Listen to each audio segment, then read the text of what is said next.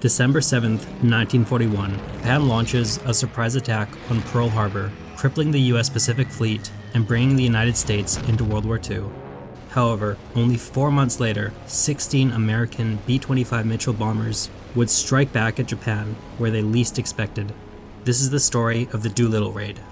Following the events of Pearl Harbor, the U.S. needed a win to boost morale and demonstrate Japan's vulnerability, especially in light of Japan's recent territorial advances across the Pacific.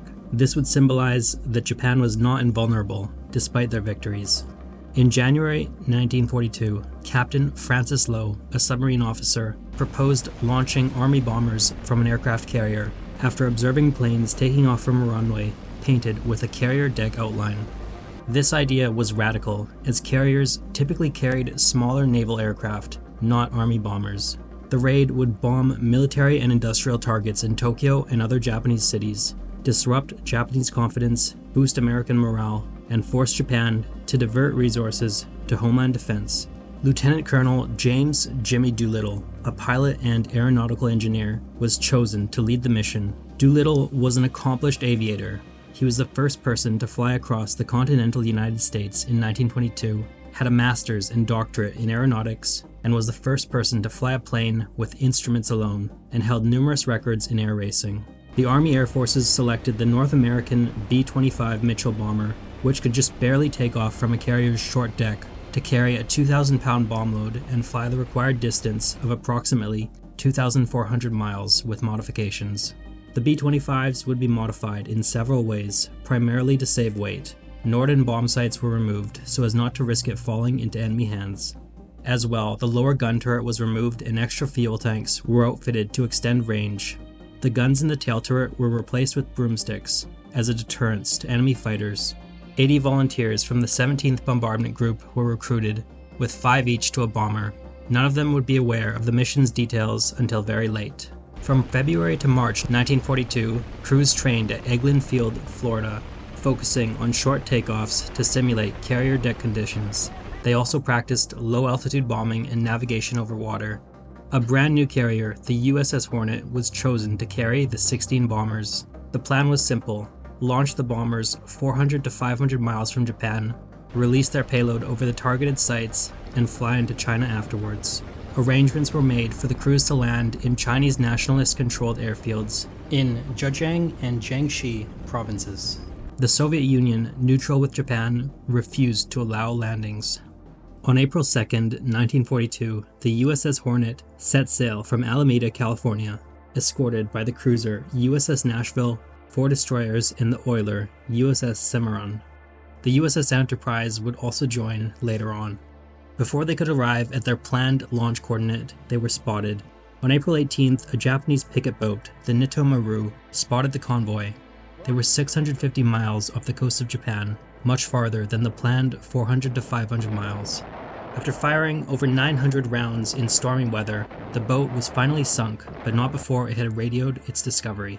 As a result, the decision was made to launch immediately, despite the increased distance adding increased risk due to fuel constraints. Although the seas were rough, the strong wind actually helped the B-25s take off. Remarkably, all 16 bombers successfully took off from the 467-foot deck of the USS Hornet. The bombers spread out and flew in 1s and 2s, flying near the water and below Japanese radar. They navigated using dead reckoning and maintained radio silence. Because of the fact that they had launched farther than anticipated, and facing strong headwinds on the journey meant that by the time they reached Japan, their fuel would be lower than ideal. 6 hours after launch, the B-25s had reached the mainland. They now climbed to an altitude of 1,500 feet in preparation to bomb their targets. As the B-25s approached their targets, they were actually spotted by several Japanese fighters who did not fire on them, as they had assumed that the bombers were friendly. This confusion arose because up until this point, Japan had no prior experience with American bombers over their homeland. The attack began around noon. The B-25s targeted military and industrial sites, mostly over Tokyo, as well as Yokohama, Nagoya, Kobe, and Osaka. Specific targets included factories, oil storage, shipyards, and military installations. Each bomber released 4 500-pound bombs, 3 high explosive, and 1 incendiary.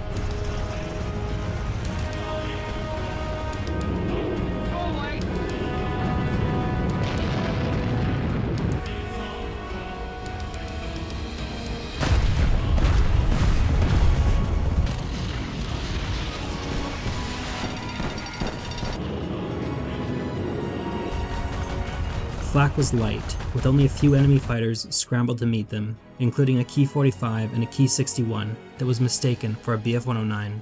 No bomber was shot down over Japan.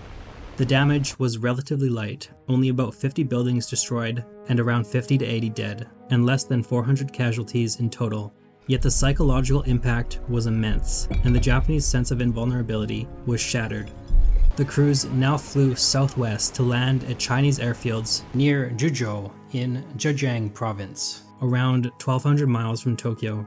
However, due to fuel running low, most of the B-25s would run out of fuel before reaching the airfields. Of the 16 B-25s, 3 would be ditched at sea, 12 abandoned with the crew either bailing out or making hard landings in the Chinese countryside, and 1 landing in Vladivostok in the Soviet Union, with its crew being interned by the Soviets for over a year. Of the 80 men that participated in the raid, 3 would be killed in action, 8 captured, and 3 more executed in captivity by the Japanese. 64 would make it to safety in large part due to the help of Chinese civilians. These civilians, often at great personal risk, guided the airmen to safety, hiding them from Japanese patrols and providing food and shelter. The Japanese launched the Zhejiang Jiangxi campaign, a scorched earth operation to punish communities suspected of aiding the raiders, destroying entire villages and even using biological warfare in their reprisals. 10,000 to 250,000 Chinese civilians would be killed as a result. The raid proved that Japan could be attacked and was a major morale booster after the events of Pearl Harbor. It also forced Japan to recall fighter units and resources for homeland defense, slightly diminishing their Pacific offensives. James Doolittle would receive the Medal of Honor, and all 80 raiders were awarded the Distinguished Flying Cross. It would be the longest ever mission flown by a B-25 bomber. The Doolittle Raid would also have another unintended consequence. Yamamoto had always been concerned about the US carriers that had escaped destruction at Pearl Harbor, and the fact that the Americans had been able to launch B-25 bombers from the USS Hornet and strike Japan only reinforced his feelings. As long as the carriers were out there, Japan could be vulnerable to air attacks. The Japanese would decide on attacking Midway in an effort to draw the American fleet into a trap. This plan would backfire tremendously for the Japanese and would end up turning the tide in the Battle of the Pacific.